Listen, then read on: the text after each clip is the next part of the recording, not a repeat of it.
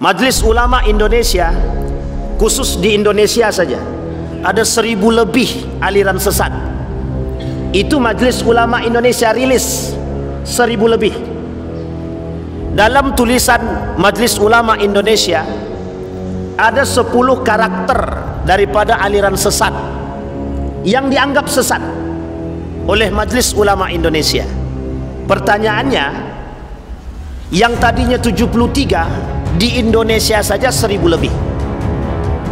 Maka kata Ibnul Qayyim Al-Jauziyah, saya mengutip dan menukil perkataan Ibnul Qayyim Al-Jauziyah, fitnah yang terbesar kelak di akhir zaman itu cuma 2, syubhat dan syahwat. Nah, persoalan syubhat itu persoalan yang paling berbahaya lagi, yang kelak melahirkan tahayul bid'ah dan khurafat, yang menjadi agenda besar daripada pemurnian akidah pada masanya, post-puritanism. Siapa yang mempelopori hal tersebut? Kiai Haji Ahmad Dahlan pada masanya, untuk kilas balik Indonesia, yang kemudian pada masa itu todongan banyak yang menganggap bahwa apa yang dilakukan Kiai Haji Ahmad Dahlan itu adalah bentuk daripada pengacauan umat dan pembelah. Mereka tuduh begitu. Alasannya kenapa? Alasannya menghapus yang disebut dengan bid'ah, tahayul dan khurafat. Assalamualaikum warahmatullahi wabarakatuh. Saya bersama Biker Subuhan Pekanbaru Riau. Bagi yang sudah bergabung istiqomah, bagi yang belum segera bergabung. Kiamat sudah dekat. Berkah selalu, sukses. Assalamualaikum warahmatullahi wabarakatuh.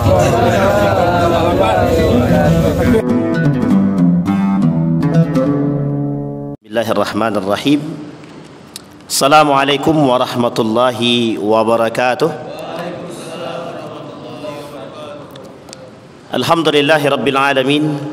Alhamdulillahilladzi arsala rasulahu bil huda wa dinil haq liyudhhirahu 'ala ad-dini kullih wa kafa billahi shahida.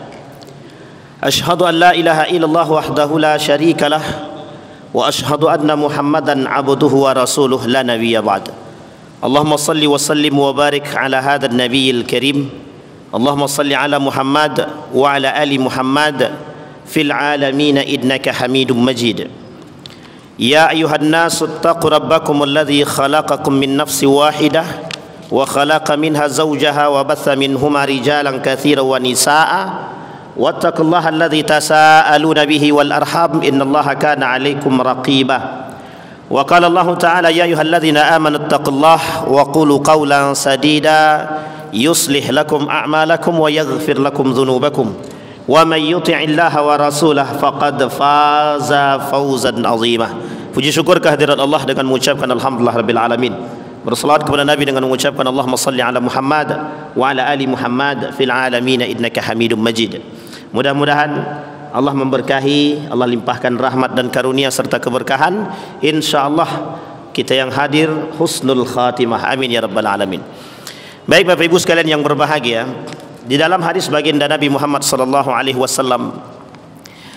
yang dinukil oleh seorang ulama yang besar, yang kelak melahirkan generasi yang besar setelah generasi yang besar. Ada 2 ulama terkenal di Indonesia, Hasyim Al-Asy'ari dan Kiai Haji Ahmad Dahlan. Kiai Haji Ahmad Dahlan mendirikan organisasi yang sangat terkenal disebut dengan Muhammadiyah. Kiai Haji Hasyim Al-Asy'ari setelahnya mendirikan organisasi 1926 setelah Kiai Haji Ahmad Dahlan meninggal dunia.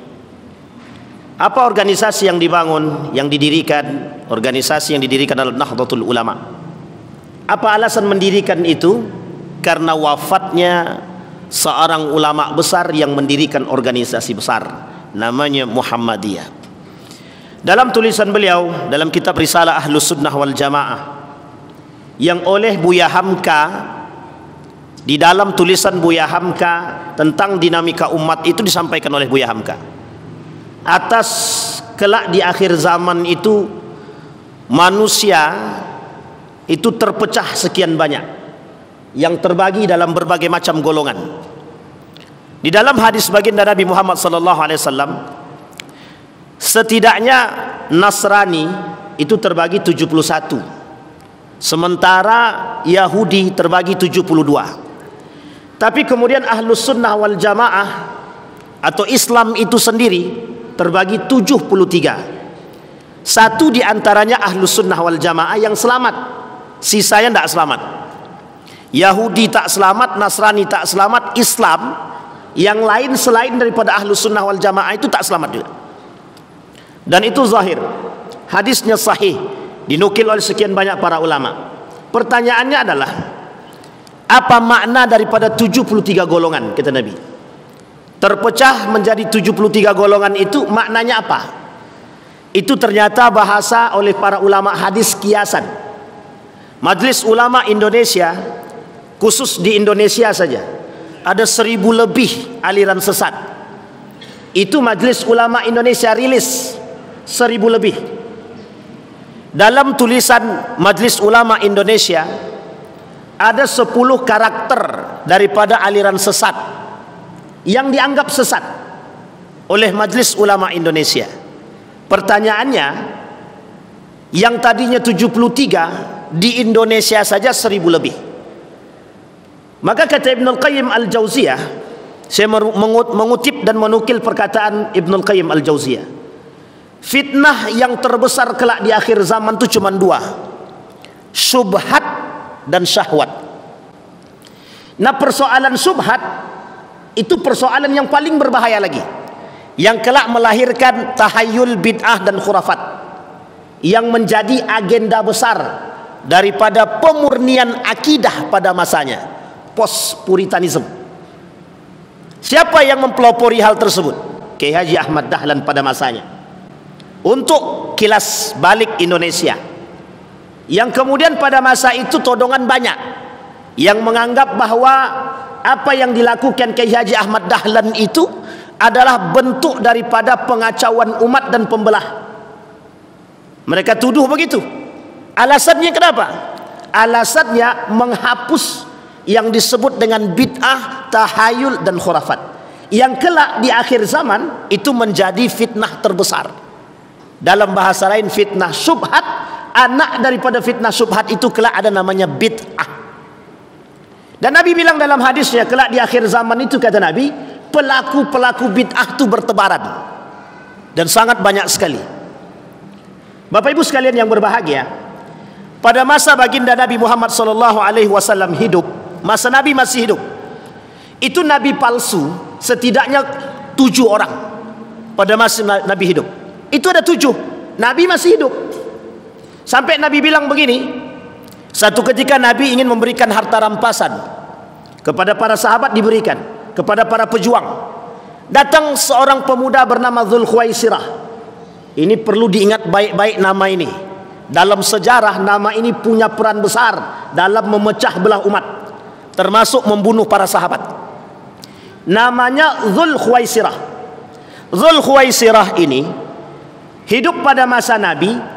Ketika Nabi memberikan harta rampasan itu, kemudian dia bilang begini, "Hei Muhammad, i'dil." "Mala a'dil," kata Nabi Muhammad. Nabi dibilang, "Hei Muhammad," dia tidak pakai kata Rasul, tidak pakai kata Nabi, tidak. Dia bilang, "Hei Muhammad, yang adil dong," kata dia. Tapi kemudian Nabi bilang, "Kalau aku tak bisa berlaku adil, siapa yang bisa berlaku adil?" Kata Nabi. Kata Umar bin Khattab, "Pokoknya Nabi kita bunuh aja nih orang, dak niat naktul," kata dia. Ini Umar bin Khattab, karakter dia. Umar paling anti dengan kesesatan, paling anti. Sehingga bagi Umar kesesatan itu, bagi pelaku kemusyrikan itu nyata. Bapak Ibu sekalian yang berbahagia, di dalam Al-Quran ada 3 kalimat yang harus kita pahami. Yang pertama ada yang disebut dengan kafaru. Kalimat kafaru ini itu disandarkan kepada siapa? Dalam Al-Quran ada disebut 2 golongan. Kafaru ini Yahudi wan Nasara. Pertanyaannya, Nasara ini siapa? Apakah Nasrani yang kita pahami hari ini? Kristiani? Bukan. Coba sandingkan kalimat itu dalam sejarah. Nasara itu bagian daripada orang-orang Yahudi yang pengikut daripada Nabi Isa, yang mengaku mengikuti Nabi Isa. Pertanyaannya, yang mengikuti Nabi Isa ini siapa? Bani Israel. Yang kelak dari Bani Israel ini muncul kelompok yang disebut dengan Yahudi. Maka para ulama Quran mengatakan yang disebut dengan kafaru ini siapa? Yahudi wan Nasara. Kemudian ada kalimat selanjutnya di dalam Al-Quran, namanya asyraku, yang diberi gelar musyrikun. Siapa musyrikun di situ? Ma'adal Yahud wan Nasara, selain daripada Yahudi dan Nasrani, majusinya masuk. Maka ada yang mengatakan, mohon maaf jangan tersinggung, ada yang mengatakan majusinya hari ini tuh Syiah. Majusinya hari ini Syiah. Bahkan ada yang lebih frontal mengatakan, seorang alumni India dan mengambil jurusan Al-Quran di Universitas Islam Madinah, apa kata dia? Musyrikunul yaum, orang musyrik hari ini itu majusil ad, majusi sekarang. Siapa mereka? India. Sampai berani dia katakan India. Kenapa dia katakan India? Laisan minan Nasara, mereka bukan dari orang Nasara. Dan ini poin penting, Pak. Asyraku, orang-orang musyrik. Pertanyaannya, siapa orang-orang musyrik di sini? Yang menyembah selain daripada Allah, atau orang muslim yang menyembah selain daripada Allah, atau menduakan Allah? Masuk dalam kategori asyraku. Yang menyembah patung musyrik, yang menyembah matahari musyrik, yang menyembah api, yang menyembah dan lain sebagainya, masuk dalam kategori musyrikun. Ternyata yang dimaksud asyraku dalam Al-Quran adalah mereka ini. Nah, maka dikatakan majusinya dari golongan umat muslim itu, sebagian ulama mengatakan Syiah sekarang. Nah, tapi ini tak ada kaitan antara perang perang Israel dengan Iran ya. Nanti kapan-kapan kita sikat itu. Tapi poin pentingnya di situ, Pak. Asyrakunya di situ. Maka Yahudi dan Nasara dan asyraku, orang-orang musyrik. Yahudi dan Nasara masuk dalam kalimat kafaru, orang-orang yang kafir. Jelas apa makna kafir tersebut? Menutupi diri daripada kebenaran. Yahudi menentang Tuhan, Bani Israel, dan itu pengkhianatan yang pernah mereka lakukan. Nasara sama, yang menyalib Nabi Isa alaihissalam dalam pandangan mereka, meskipun bukan Nabi Isa yang disalib. Kembali kepada poin tadi, pada masa Nabi Muhammad SAW hidup bergandengan Yahudi Nasara di Madinah. Dan uniknya, hidup di masa Nabi juga yang bersanding dengan Nabi bukan hanya Yahudi, bukan hanya Nasara, tapi juga al-munafiqun. Yahudi sempat masuk Islam ketika kiblatnya masih di Masjidil Aqsa. Kata kaum Yahudi, kami akan tetap bersama dengan Muhammad dan kami Muslim. Setelah perintah atau turun, apa yang turun? Ayat, fawalli wajhaka syatral Masjidil Haram, hadapkan wajahmu ke Masjidil Haram. Apa kata kaum Bani Israel? Atau apa kata kaum Yahudi? Kami tidak beriman kepada Muhammad. Liyuthabbita bihi fuad. Nah, Allah pengen tahu di antara ketika berpalingnya Masjidil Haram, Masjidil Aqsa atau kiblat ke Masjidil Haram, itu yang pertama kali murtad itu kaum Yahudi. Apa kata kaum Yahudi? Kami tak sejalan dengan Muhammad, kata dia. Coba bayangkan, itu ketika berpaling. Hidup di masa Nabi, Yahudi, Nasara. Dan paling berbahaya, kata Nabi, di antara dua ini, jelas kekufuran mereka, tapi ada para pelaku-pelaku musyrikun yang dikategorikan munafiqun. Orang munafik hadir pada masa Nabi. Nabi masih hidup, munafik ada. Uniknya, orang munafik masa Nabi bangunnya masjid. Yang dibangun masjid sampai diabadikan oleh Allah dalam Al-Quran, Masjid Dirar. La ta'tadu, jangan kalian jadikan Masjid Dirar itu untuk masuk ke dalamnya, karena akan menyesatkan. Karena tujuan Masjid Dirar itu, tujuannya Nabi pulang dari perang Tabuk, masuk masjid, Nabi dibunuh. Cuman itu tujuannya, tidak ada yang lain. Karena sakit hati, kekuasaan, jabatan, tempat diambil alih oleh baginda Nabi. Tak lama setelah Masjid Kuba dibangun Masjid Nabawi. Setelah itu mereka bangun yang disebut dengan Masjid Dirar. Kembali kepada poin tadi. Pertanyaannya, apakah dinamika umat muslim ketika itu di Madinah? Kita tidak merujuk kepada Mekah, nanti kita lihat. dinamika umat Islam pada masa baginda Nabi Muhammad SAW di Madinah berhadapan dengan musuh yang sangat nyata. Musuh yang nyata, kata Nabi, hum min ahlina, mereka dari golongan kami, gitu. Siapa mereka? Al-munafiqun. Sehingga Bapak Ibu sekalian yang berbahagia, al-munafiqun ini kelak punya generasi yang panjang. Salah satu di antara mereka adalah yang bernama Dzul Khuwaisirah. Dzul Khuwaisirah ahlul Quran wa yahfadzul Quran. Dia ahli Al-Quran. Tapi ketika dia berkata sama Nabi, "Hei Muhammad, adillah." Tapi kemudian Umar bin Khattab, "Bunuh aja nih orang." Kata Nabi, "Tinggalkan dia. Akan muncul dari golongan kalian, akan muncul dari umat-umat setelah kalian itu orang-orang seperti dia. Baca Quran cuma sampai di tenggorokan. Dan itu kelak yang akan melahirkan aliran-aliran politik dan akidah dalam Islam."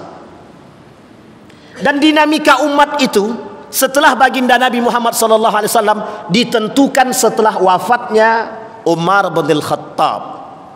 Kita lihat dalam sejarah. Pada masa baginda Nabi Muhammad SAW, 7 nabi palsu muncul sekaligus. Tidak satu-satu, Pak, muncul sekaligus. Kalau sekarang kan nabi palsu tak banyak, cuman satu-satu setiap masa gitu. Tapi mungkin makin zaman makin akhir makin banyak yang mengaku nabi. Uniknya di akhir zaman tuh tidak ada yang mengaku setan aja, tapi ngaku nabi ada, ngaku Tuhan ada, ngaku malaikat ada. Yang tidak ngaku, yang tidak mau ngaku jadi setan tuh tidak mau dia. Tapi perilakunya lebih parah daripada Fir'aun. Itu banyak di akhir zaman. Boleh Bapak Ibu buka dalam Abwabul Fitan atau Kitabul Fitan, karangan dalam kitab Sunan Abi Daud, dalam kitab Sunan Ibnu Majah. Itu persoalan fitan, itu persoalan karakter-karakter Fir'aun yang Allah sebutkan 16 karakter dalam Al-Quran di beberapa surat. Satu di antaranya karakter-karakter congkak, angkuh, dan itu semua ada. Nah, kembali kepada poin tadi Bapak Ibu sekalian yang berbahagia. Pada masa Nabi 7 nabi palsu. Wafat baginda Nabi Muhammad SAW, tersisa 3 nabi palsu. Antara lain di antaranya adalah Musailam al-Kadzab yang oleh Abu Bakrin Siddiq diperangi. Pertanyaannya, apa alasan Abu Bakar memerangi nabi palsu? Alasannya sederhana, tidak ada agama yang lebih baik dan tidak ada kesesatan yang nyata kecuali dengan munculnya nabi palsu. Maka nabi oleh para ulama disebut dengan akhirul anbiya wa akhiruz zaman. Nabi akhir, nabi paling terakhir, dan nabi di akhir zaman. Dalam kitab Armageddon, tanda kiamat kecil pertama itu lahirnya baginda Nabi. Yang kedua, wafatnya baginda Nabi Muhammad SAW. Jadi kelahiran Nabi itu sebagai tanda akhir zaman. La Nabi ya ba'da, tak ada Nabi setelah itu. Cuma kalau ada orang yang mengaku Nabi, itu muskilah. Masalahnya di mana? Masalah dalam keyakinan. Nah, ini masalah kita, Pak. Mengapa ada Nabi palsu? Penyimpangan akidah. Mengapa ada Nabi palsu? Ada orang yang mengaku mendapat wahyu. Uniknya, baru-baru ini, setahun yang lalu, ada orang yang mengaku dapat wahyu dan mengaku jadi nabi. Nah, ini poin penting, Pak. Kok bisa di tengah luasnya umat muslim yang beragama, yang beriman, muncul kelompok yang mengaku nabi dapat wahyu? Pertanyaannya, mengapa? Dan apa sebab? Kata para ulama Muhammadiyah dalam rilisnya, itu dikatakan sebab penyimpangan akidah itu di antara 5, dha'ful ilmi. Apa itu dha'ful ilmi? Lemahnya ilmu. Ini masalah, Pak, sangat masalah. Iqra itu turun dalam kitab Kaifa Yubarrijul Quran Al-Haya. Itu tujuan Iqra itu bukan arti bacalah, bukan. Hei manusia, Anda punya akal telaah dengan sebaik mungkin. Anda punya akal belajar sebaik mungkin. Anda punya akal analisis sebaik mungkin. Itu tujuan Iqra. Jadi kalau tujuan Iqra yang diciptakan oleh Allah cuma sekedar membaca, itu tak sejalan dengan makna yang sesungguhnya. Tapi kalimat kedua yang dikatakan Allah dalam Al-Quran, Iqra bismi rabbikal ladzi khalaq. Kalimat ini yang tak boleh kita tinggalkan. Ketika manusia dituntut untuk belajar, tapi ingat, kenal dulu dengan Tuhan. Sehingga ketika mereka beriman kepada Allah, kata Allah, wattaqullaha wa yu'allimukumullah. Orang yang belajar, maka dalam konsep perang pemikiran itu ada dua. Ilmu dibarengi dengan iman, iman dibarengi dengan ilmu. Ilmu tanpa iman itu mesti rusak, mesti rusak. Banyak yang bergelar profesor tapi menyesatkan itu banyak. Banyak sekali. Tak perlu saya sebutkan. Kalau saya sebutkan kaget semua kita. Dan mereka rata-rata bergelar profesor. Yang kedua, orang beragama tapi tanpa ilmu, sesat dan menyesatkan. Dhu'ful ilmi menyebabkan munculnya syubhat dalam agama. Apa kata Wahbah Zuhaili? Maaf, bukan Wahbah Zuhaili. Syekh Mutawalli Sya'rawi. Syubhat terbesar itu dan bid'ah terbesar itu ada terletak pada urusan agama. Itu yang terjadi. Musailamah al-Kadzab itu kesombongan dia cuma satu saja. Dia merasa dapat wahyu karena kehebatan dia ahli syair. Waktu itu orang yang ahli syair itu sangat terhormat sekali. Sehingga oleh Musailamah al-Kadzab merasa punya kelebihan dalam syair, merasa punya kelebihan dalam bahasa Arab. Dia coba buat syair tentang tandingan Al-Quran, lebih tepatnya dalam ilmu gajah. Di Al-Quran ada al-fil, mereka buat juga al-fil, tapi maknanya berbeda. Diketawakan oleh pengikutnya Musailamah al-Kadzab. Ngamuk dia. Kata Musailamah al-Kadzab, kalian ketawakan pemimpin kalian, nabi kalian. Oleh Abu Bakar diperangi, Pak. Jadi pekerjaan Abu Bakar ketika itu berat, sangat berat sekali. Kita sekarang ini tidak terlalu berat perjuangan kita, karena pada masa itu kalau tidak diperangi oleh Abu Bakar, maka bisa dipastikan Islam tak akan pernah kita dengar. Satu. Yang kedua, yang diperangi oleh Abu Bakar orang-orang murtad. Yang ketiga, orang yang tak mau bayar zakat. Ketiga-tiga poin ini, itu kalau tidak diperangi oleh Abu Bakar pada masanya, itu rusak serusak-rusaknya. Ketika baginda Nabi wafat di Mekah, setengah penduduk Mekah murtad. Uniknya di Madinah, Abu Bakar ada, Umar ada, hampir mayoritas itu bertahan, tapi sebagian kecil murtad. Nabi masih ada di situ jasadnya, belum dikuburkan. Coba bayangkan, pertikaian terjadi di antara mereka dalam kondisi Nabi belum dikuburkan. Jadi Bapak Ibu sekalian yang berbahagia, banyak penyebab munculnya dinamika umat Islam pada masa itu, sehingga baginda Nabi harus berhadapan betul dengan kaum kufar. Orang Yahudi dengan congkaknya sampai Nabi mengusir mereka dari Madinah. Uniknya, kata Nabi, ada orang dari golonganku justru ingin menghancurkan diriku. Namanya al-munafiqun. Dan ini disebutkan dalam Al-Quran di berbagai macam ayat dan di berbagai macam surat. Ada di surat Taubah. Ada satu buku judulnya Al-Nifaq wal Munafiqun fi Dawi Surat Taubah. Ada namanya Al-Munafiqun.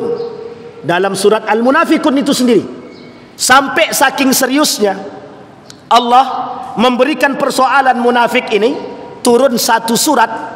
Dalam surat itu bernama Al-Munafiqun. Pertanyaannya, Al-Munafiqun ini dari golongan umat muslimkah atau munafikkah? Maaf, dari golongan umat muslimkah atau orang kafirkah? Munafikun ini kafir atau orang muslim?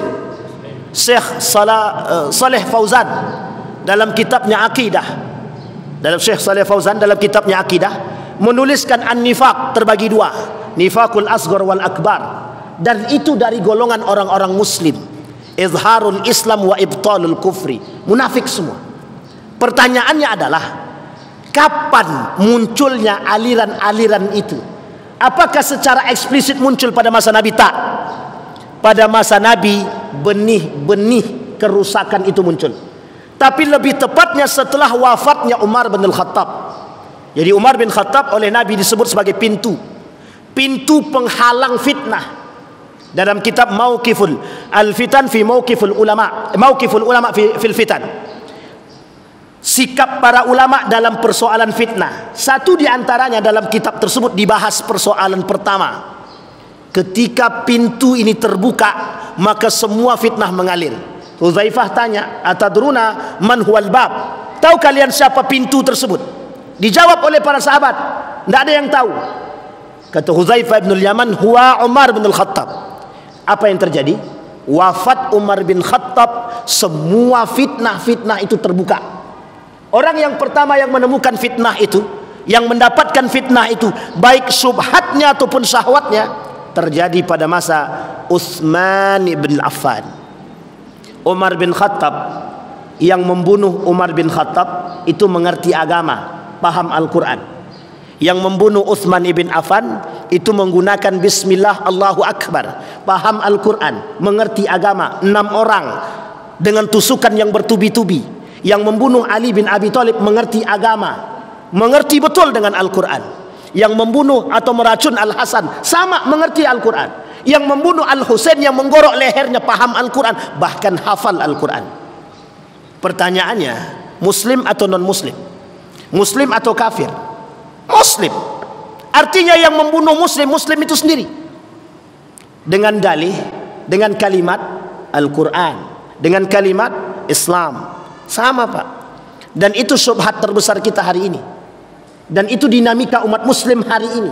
Dan itu problematika umat muslim hari ini. Maka kalau umat muslim mau punya perhatian khusus dalam aspek ini, maka akan ketemu, Pak, titiknya. Di mana persoalannya? Persoalannya sederhana. Cara memahami agama. Dia poinnya di situ. Kembali kepada poin tadi. Maka kata baginda Nabi Muhammad SAW, semasa Nabi hidup, Nabi palsu muncul, orang-orang munafik muncul, sampai Huzaifah memegang 40 nama orang munafik. 40 nama. Umar datang, ada anak nama aku di situ. Kata Huzaifah, dia tak mau menyampaikan, tak mau menyebutkan. Huzaifah sampai hayat dia mati, dia tak pernah sebutkan 40 orang itu, kaum munafik. Dan uniknya kaum munafik itu tukang melakukan pecah belah umat pada masa baginda Nabi Muhammad sallallahu alaihi wasallam. Kembali kepada poin. Umar bin Khattab meninggal, dibunuh. Fitnah mulai bermunculan. 6 tahun kepemimpinan Utsman bin Affan, semua menyayangi Utsman bin Affan. 6 tahun terakhir muncul sebuah fitnah. Disitulah datangnya para pembunuh-pembunuh Utsman bin Affan dari Mesir, yang ketika itu terindikasi, mohon maaf, ketika itu terindikasi mengikuti paham yang mereka katakan kami pengikut Ali bin Abi Thalib.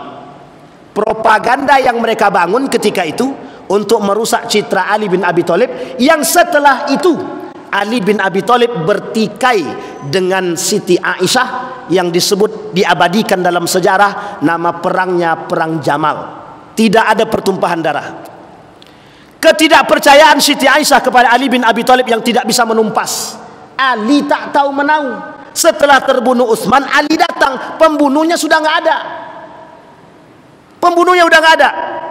Yang tersisa istri dia yang masih hidup dalam kondisi tangan yang patah dan dipatahkan. Sementara ajudan dia, kalau bahasa sekarang, Utsman bin Affan, itu dibunuh. Jadi yang membantu Utsman dibunuh. Istri dia patah tangan dia, dipatahkan. Jadi jangan salah, Pak. Pembunuhan pada masa Utsman itu sadis. Pada masa Ali sadis. Dan paling sadis lagi nanti pada masa Al-Husain. Dan yang dilakukan dalam bentuk kebahagiaan. Mengatasnamakan Allah, mengatasnamakan Islam. Apa kata mereka? Ya Allah, aku serahkan jasad Utsman ibn Affan untukmu atas kezaliman yang dia buat. Coba bayangkan, sahabat Nabi yang sudah dipastikan masuk Islam bertikai Ali dengan Aisyah, karena Ali oleh Nabi sudah disampaikan dalam hadis. Kata Nabi kepada Ali bin Abi Thalib, sini, kelak engkau akan bertikai dengan Ummul Mukminin. Langsung galau Ali bin Abi Thalib. Maksudnya, waktu itu saya celakakah? Dia bertanya sama Nabi. Jawab Nabi, tidak. Engkau akan menang atas diri dia, dan jika engkau masih dapatkan dia, letakkan dia kembali di tempatnya. Betul, Pak. Ali menang atas Aisyah. Ali biarkan Aisyah kembali ke Madinah, dan Aisyah tetap di Madinah. Ali pindahkan kerajaan sistem khalifah ketika itu dari Madinah pindah ke Kufah, yang hari ini kita sebut sebagai Irak, yang dulunya Babilonia. Ini sejarah nih Bapak Ibu, perlu dipahami. Singkat cerita, ini singkat cerita aja nih Pak. Muawiyah tidak terima. Kata Muawiyah, tidak begitu. Pokoknya Ali harus mencari pembunuh Utsman. Aku tidak akan berbaiat kepada Ali sampai dia temukan. Kata Ali bin Abi Thalib, itu Muawiyah berkhianat kepada kami. Datang tukang gesek di belakang. Betul tu. Habiskan aja, lawan aja. Tukang gesek dari sisi Muawiyah juga begitu. Udahlah pokoknya perang. Terjadi perang yang disebut dengan perang Siffin. 45.000 yang meninggal dari kalangan Muawiyah, 25.000 yang meninggal dari golongan Ali bin Abi Thalib. Dimenangkan oleh Ali. Muawiyah tahu kondisinya sudah tak baik, dibuatlah namanya arbitrase. Arbitrase perdamaian. Diikat Al-Quran, ditombak, diangkat Al-Quran dalam bentuk perdamaian. Abu Musa al-Ash'ari yang ketika itu menjadi negosiatornya, dan yang ikut mendukung, memaksa Ali untuk menyetujui, rakyat Kufah yang pada masa itu mendesak Ali bin Abi Thalib untuk menyetujui. Singkat cerita Bapak Ibu sekalian yang berbahagia, mereka pula lah yang mengkhianati Ali bin Abi Thalib setelah pulang dari tempat pertempuran menuju Kufah. Di perbatasan Harura keluarlah 200 lebih dari golongan mereka yang mengakui mengikut Ali, yang kelak mereka disebut sebagai golongan Khawarij. Dan ini golongan yang diperangi oleh Ali dalam perang yang disebut dengan perang Nahrawan. Dihabisin sama Ali bin Abi Thalib semuanya. Dalam riwayat yang lain, kalau kita baca dalam sejarah yang lain, Ali menyisakan 10 kaum munafik. 10 kaum Khawarij itu disisakan 10. Dalam riwayat yang lain dihabisin semua oleh Ali bin Abi Thalib. Tidak ada yang ditinggalkan. Tapi ulama lebih condong pada yang 10. Yang 10 ini bukan ditinggalkan, tapi lari kalang kabut. Satu di antara mereka anak daripada Dzul Khuwaisirah, yang ketika itu dalam perang Khawarij itu Dzul Khuwaisirah terbunuh. Dan anaknya lari, kelak yang akan membunuh Al-Husain pada perang Karbala, dan dia mengikuti itu. Di mana? Perbatasan dekat Kufah. Jadi Bapak Ibu sekalian yang berbahagia, Nabi pernah bilang begini dalam hadisnya, kelak akan muncul 3 kekuatan Islam yang besar. Yang pertama dari Irak, yang kedua dari Yaman, yang ketiga dari Palestina. Dari Irak, kata para ulama, tidak bisa dijadikan sandaran karena banyak di antara mereka para pengkhianat. Yang dari Yaman tak memiliki kekuatan yang lebih, tapi memang Yaman selalu membantu. Dan yang ketiga dari Palestina, Syam. Palestina, Yordania, Suriah, kemudian satu lagi Libanon. Ini kekuatan Muslim akan muncul dari sini. Kembali kepada poin tadi, meninggal Utsman bin Affan, bertikai Ali dengan Aisyah, bertikai juga Ali dengan Muawiyah. Disinilah Bapak Ibu sekalian yang berbahagia, secara eksplisit umat Muslim mulai terpecah. Muncul kelompok pertama yang disebut dengan Khawarij. Dan orang-orang yang masih bersama dengan Ali bin Abi Thalib, mereka mengatasnamakan nahnu Syi'i, pengikut keluarga baginda Nabi Muhammad sallallahu alaihi wasallam, yang kita kenal hari ini sebagai Syiah. Sampai di sini bisa dipahami Bapak Ibu ya. Jadi poin penting dalam sejarah ini tidak boleh kita lupakan. Dan di masa inilah Bapak Ibu sekalian yang berbahagia, persoalan agama mulai terpecah secara luas. Ditambah lagi ketika Al-Hasan Ali meninggal, dibunuh oleh Ibnu Muljam, salah satu orang-orang Khawarij, yang kemudian dilanjutkan dalam kesepakatan para sahabat mengangkat Al-Hasan menjadi khalifah yang diberontak oleh Muawiyah. Nanti sistem monarki pertama dalam sejarah, sistem monarki pertama, nepotisme pertama dalam sejarah umat Muslim itu terjadi pada masa Muawiyah ibn Abi Sufyan, yang mengangkat anak kandungnya menjadi pemimpin yang bernama Yazid ibn Muawiyah, yang oleh ulama Damaskus pada masa itu disepakati akan kefasikannya. Jadi Bapak Ibu, sejarah pernah terjadi orang fasik jadi pemimpin, itu pada masa Yazid ibn Muawiyah, disepakati oleh ulama-ulama Syam. Jadi kalau sekarang banyak pemimpin fasik, itu sebenarnya mungkin cicit-cicit daripada Yazid bin Muawiyah. Mungkin bisa jadi cicit-cicit Fir'aun lah. Sampai di sini bisa dipahami Bapak Ibu. Nah, muncul kelompok yang pertama yang akan kita bahas malam hari ini, yang oleh sebagian ulama dikategorikan sebagai aliran sesat dan memusuhi. Nama dia Syiah. Ini tak ada kaitan dengan Iran dan Israel, tapi kalau mau dikaitkan nanti kita kaitkan. Iran, kapan ada orang Syiah di Iran? Persia. Itu setelah terjadinya bombardir yang dilakukan Daulah Abbasiyah pada masanya. Daulah Umayyah pada masanya. Tersebarlah orang-orang ini yang tak suka dengan penduduk Kufah. Ada yang pindah ke Persia, Iran.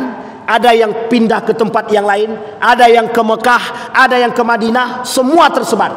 Termasuk satu sisi Persia ketika itu, yang kita sebut hari ini sebagai Iran. Ini cikal bakal Syiah di Iran. Dan ini Bapak Ibu sekalian yang berbahagia, dalam sejarah, Iran dalam sejarah adalah kota yang punya mental perang terbaik di dunia. Dan Iran pernah punya mental menang pada masanya. Ketika Babilonia yang begitu besar pernah ditaklukkan oleh Persia pada masanya. Jadi kalau sekarang Iran bangga dengan mengatakan kami siap berperang, itu karena mental dia, mental nenek moyang. Dulu Iran pernah kerjasama dengan Yahudi untuk menaklukkan Babilonia. Orang Yahudi itu berada di Babilonia. Jadi orang Yahudi di Babilonia berkhianat kepada Iran. Babilonia itu Irak sekarang.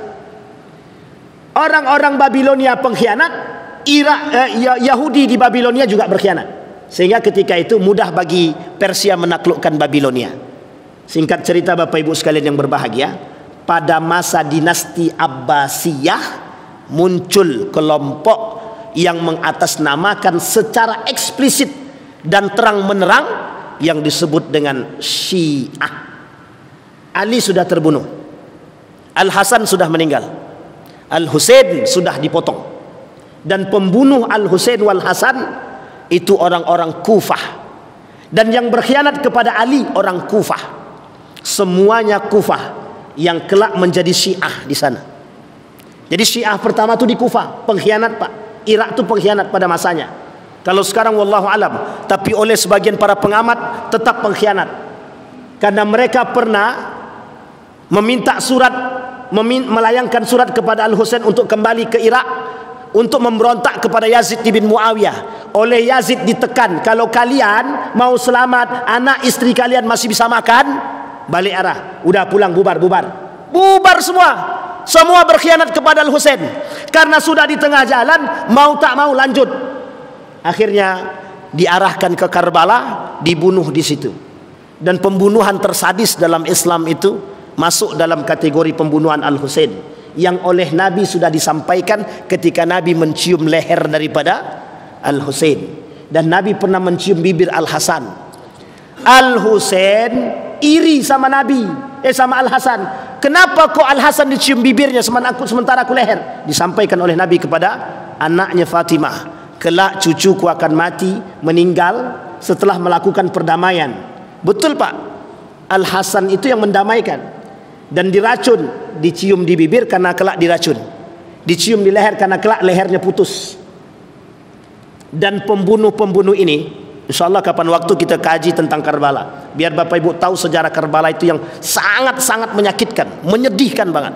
Uniknya dalam sejarah Karbala itu, anaknya Al-Husain itu yang baru lahir 6 bulan, itu di samping medan perang di pinggiran Karbala itu ada sungai. Sedang minum, ditembak pakai panah, tembus Pak lehernya leher daripada Al-Husain. Cara membunuhnya begitu Pak. Dalam bayangan mereka yang membunuh Al-Husain itu, biar Bapak Ibu tahu, itu mereka membunuh Bismillahi Allahu Akbar. Coba bayangkan, itu dalam aspek sejarah begitu disampaikan. Maka kalau sekarang kita temukan ada umat muslim membunuh muslim dengan ucapan Bismillah, itu sebenarnya bagian daripada perbuatan yang sama. Dan itu yang terjadi sekarang. Tapi uniknya, sejarah itu terulang. Fir'aun tak disebutkan nama asli, tujuannya satu saja. Karakter Fir'aun pasti akan terulang. Dan sekarang sudah banyak Fir'aun yang lain. Qarun, banyak Qarun sekarang. Kemudian Haman, penasihat-penasihat ulung dalam kemusyrikan dan kemaksiatan, itu banyak, Pak. Dan tidak disebutkan nama asli, karena kelak karakter itu pasti akan terulang. Sama, Pak. Dan itu disampaikan oleh Allah dalam Al-Quran. Nah, Bapak Ibu sekalian yang berbahagia, ada kelompok yang disebut dengan Syiah, yang mengaku sebagai pengikut Ali bin Abi Thalib. Di masa Ali masih hidup, mereka sudah mengaku pengikut Ali, tapi Ali kata, saya bukan Syiah. Ali pernah berkata bahwa diri dia bukan Syiah. Setelah Ali meninggal, deklarasi Syiah itu lebih tepatnya pada masa dinasti Abbasiyah, ketika Al-Abbas berhasil menumpas kezaliman yang dilakukan oleh dinasti Umayyah. Ini sebenarnya perang saudara karena rasa sakit hati. Abbasiyah sakit hati dengan Umayyah karena merebut paksa kekuasaan dari keluarga Nabi. Al-Abbas merasa dari keluarga Nabi harus mengambil paksa kekuasaan itu dari dinasti Umayyah. Jadi perangnya sama, perang saudara. Jadi perang itu sudah perang saudara, umat muslim dengan muslim. Abbasiyah mengambil dari dinasti Umayyah. Kelak Mongol Andalusia sama, Pak. Mongol mengambil paksa kerajaan-kerajaan Abbasiyah pada masanya, disebabkan ketidakpercayaan umat muslim kerajaan kecil yang berada di sekitar Abbasiyah, termasuk ketika itu kerajaan At-Turk, itu kerajaan kecil di Turki yang kelak yang akan mengambil alih dalam dinasti Utsmaniyah setelah beberapa tahun yang akan datang. Jadi Bapak Ibu sekalian yang berbahagia, kita ini selalu diselimuti dengan perang saudara. Uniknya, para kaum munafik yang masuk ke dalam itu yang menjadikan provokatornya di situ. Syiah yang memprovokator untuk berperang. Kemudian Syiah juga yang memprovokator lawan untuk berperang. Jadi terjadi adu domba. Kapan Syiah punya pemahaman yang sesat dan menyesatkan? Bukan pada masa dinasti Abbasiyah, lebih tepatnya setelahnya. Jadi pemahaman Syiah atau sesatnya akidah Syiah itu nanti setelah dinasti Abbasiyah, lebih tepatnya di akhir kepemimpinan dinasti Abbasiyah. Apa kesesatan yang paling nyata? Kesesatan yang paling nyata yang mulai ditonjolkan oleh mereka adalah ketika Ali bin Abi Thalib tidak diangkat menjadi khalifah pada masa Utsman bin Affan. Jadi sakit hatinya sudah mulai tertanam lama. Ada kelompok yang menghasut dalam bentuk provokasi, tapi tidak digubris oleh Ali bin Abi Thalib. Setelah wafat Ali baru digubris. Yang menggubris kebetulan orang-orang mereka yang memaksa Al-Hasan untuk berperang. Yang memaksa Al-Hasan untuk berperang dan yang memaksa Al-Husain untuk tetap ikut. Uniknya Bapak Ibu sekalian yang berbahagia, semenjak Ali bin Abi Thalib tidak diangkat menjadi khalifah, dalam latar kalimat yang disampaikan oleh baginda Nabi Muhammad SAW, Maula ya Ali, kata Nabi kepada Ali bin Abi Thalib dalam perkumpulan para jamaah dalam haji ketika itu, dipanggil Ali, Ali maju ke depan.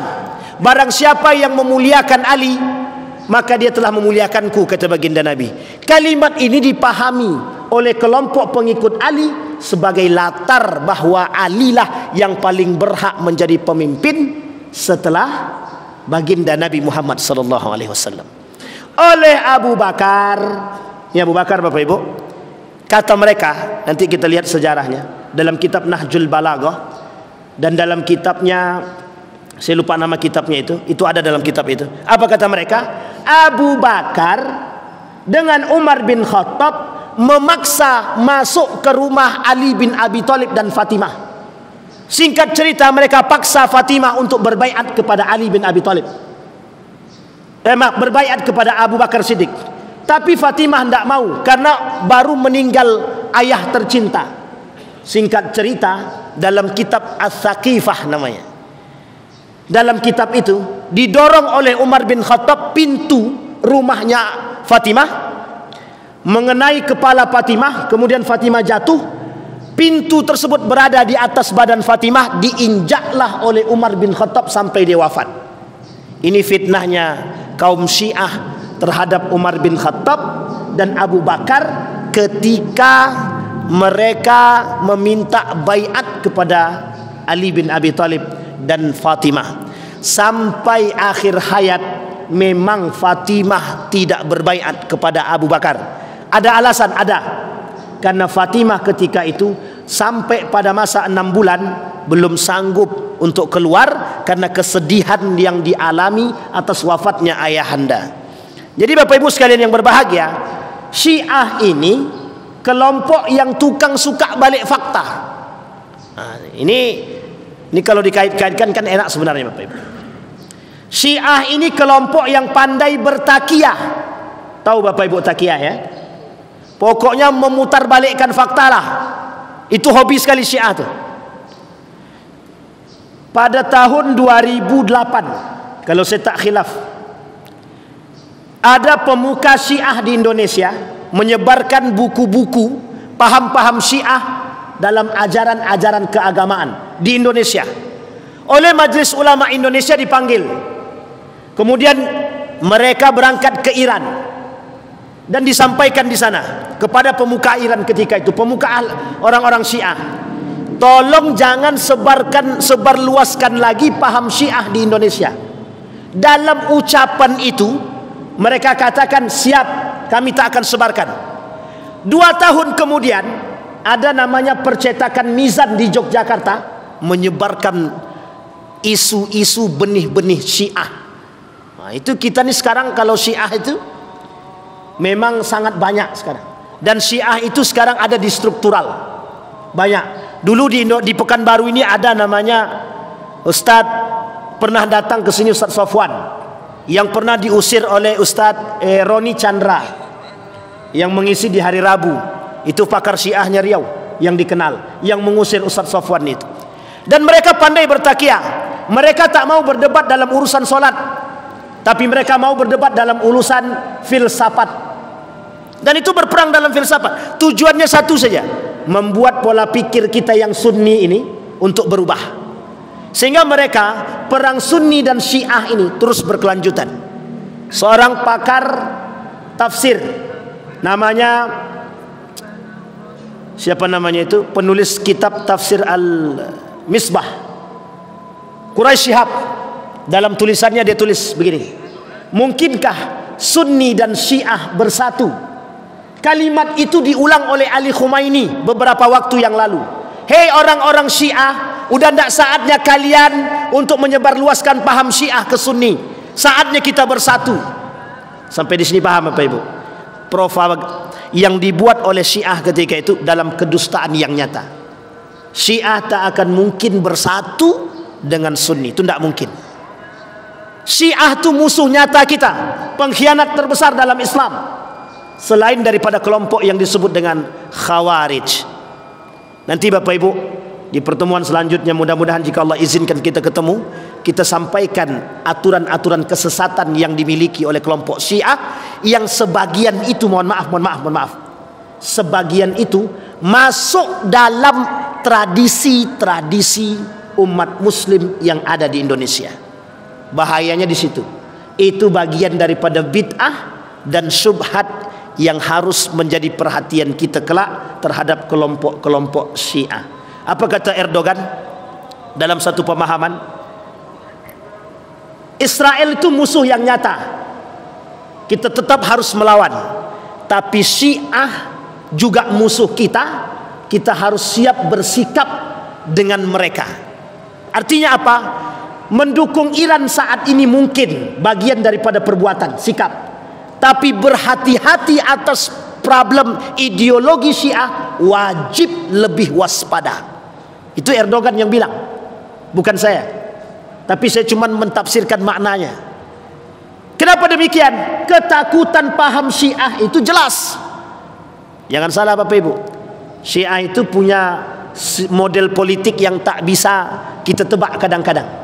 Kapan waktu kita bahas dulu kesesatan-kesesatan Syiah dan berapa banyak terbagi mereka yang ada di Indonesia, dan bagaimana sikap Majelis Ulama Indonesia terhadap sikapnya kelompok-kelompok Syiah. Mudah-mudahan ada manfaat bagi kita semua. Mudah-mudahan bisa diambil pelajaran. Mudah-mudahan kita punya sikap yang baik terhadap aliran-aliran dan golongan-golongan yang menyesatkan. InsyaAllah kita semua husnul khatimah. Fa'tabiru ya ulil absar la'allakum tuflihun. Assalamualaikum warahmatullahi wabarakatuh.